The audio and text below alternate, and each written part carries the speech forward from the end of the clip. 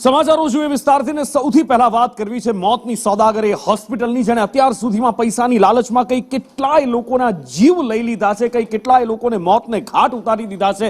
એનો માત્ર એક જ મંત્ર છે, જેનું જે થવું હોય એ થાય, અમારો કરોડો રૂપિયાનો વર્ષનો ટાર્ગેટ પૂરો કરવો જોઈએ. બસ એ જ ટાર્ગેટ સાથે અલગ અલગ જગ્યાએ ખ્યાતિ હોસ્પિટલ દ્વારા કેમ્પ કરવામાં આવ્યા હતા અને એ કેમ્પ જેમ કે પીએમજેના ડિરેક્ટરનું કહેવું છે કે આવા કેમ્પ ન કરી શકાય, પણ ઘણી બધી હોસ્પિટલો કરે છે. એમાંની જ આ એક ખ્યાતિ હતી નિઃશુલ્ક કેમ્પ, અને એમાં ઘણા બધા લોકોના અત્યાર સુધી ભોગ લીધા છે. કડીના વિનાયકપુરાના ગણપતભાઈ વાળંદનું પણ મૃત્યુ થયું છે. ગણપતભાઈ વાળંદ એ જ વ્યક્તિ છે કે જેમને બોરીસણાના કેમ્પ દરમિયાન ખ્યાતિ હોસ્પિટલ લઈ જવામાં આવ્યા હતા. સામાન્ય ચેકઅપનું કહેવામાં આવ્યું હતું અને ત્યારબાદ તેમનું 7 નવેમ્બરે ઓપરેશન કરવામાં આવ્યું હતું. 10 થી 15 મિનિટમાં જ ઓપરેશન થઈ જાય એવી એમને બાંહેધરી આપી હતી. પહેલા તો એમને બીવડાવવામાં આવ્યા હતા કે તમારી નળીઓ બ્લોકેજ છે, હાર્ટ એટેક આવશે, તમે મરી જશો ને. એના કારણે એ વ્યક્તિ પોતાનો જીવ બચાવવા માટે સર્જરી માટે તૈયાર થયા હતા.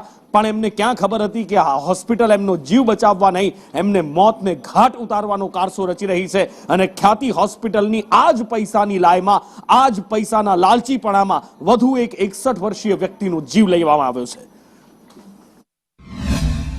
બોરીસણા ગામના 2 દર્દીઓ, જે 2 લાભાર્થીઓ હતા, એના મૃત્યુ થયા છે. એ જ રીતે વાદરોડા ગામના એક લાભાર્થીનું મૃત્યુ થયું છે. વિનાયકપુરાનું પણ તારીખ 3 સાંજે એટલે 4 તારીખે એનું પણ મૃત્યુ થયું છે. એટલે ઓવરઓલ ગણવા જઈએ તો ખ્યાતિ હોસ્પિટલમાં જે લાભાર્થીના ઓપરેશન થયા છે એમાં કુલ 5 જેટલા લાભાર્થીઓ જે છે એ 5 જેટલા લાભાર્થીઓના મૃત્યુ થયા છે.